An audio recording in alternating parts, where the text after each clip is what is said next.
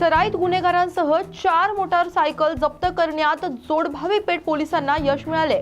सोलापूर शहरात जोडभावी पेठ हद्दीतील मोटारसायकल चोरीच्या तक्रारीवरून वरिष्ठ पोलीस निरीक्षक सुहास भाऊराव चव्हाण यांनी गुन्हे प्रकटीकरण विभागास पुढील कारवाईचे आदेश दिल्यानंतर चौकशी सुरू केली असता गोपनीय माहितीवरून छापा मारून दुचाकी मोटर वाहनासह आरोपीला ताब्यात घेतले गेलं।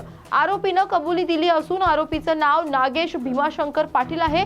आरोपी हा घोंगडे वस्ती सोलापुरातील रहिवासी आहे। आरोपीकडून तब्बल 1 लाख रुपयांचा मुद्देमाल जप्त करण्यात आलाय। प्रतिनिधी शबरोज शेख। आमच्याकडे जोडभावी पोलिसांच्या रेकॉर्डवरील एक आरोपी नागेश भीमाशंकर पाटील राहणार घोंगडे वस्ती याला आम्ही दहिटणे फाट्यावरून ताब्यात घेतलेल्या संशयावरून आणि तो पूर्वीचा रेकॉर्डवरील असल्यामुळे त्याच्याकडे चौकशी केली असता त्याने जोडभावी पोलिसांच्या हद्दीमधून 4 मोटरसायकल गाड्या चोरल्या होत्या आणि त्यांनी त्या विक्रीकरता ठेवल्या होत्या।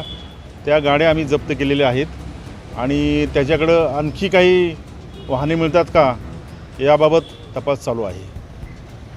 सदरचा आरोपी हा पूर्वीचा मोटरसायकल चोरीच्या रेकॉर्डवरचा आहे। एकूण जवळजवळ 2.5 लाख रुपये किमतीच्या गाड्या आहेत या आणि आणखी गाड्या त्याच्याकडून उघडकीस येण्याची शक्यता आहे।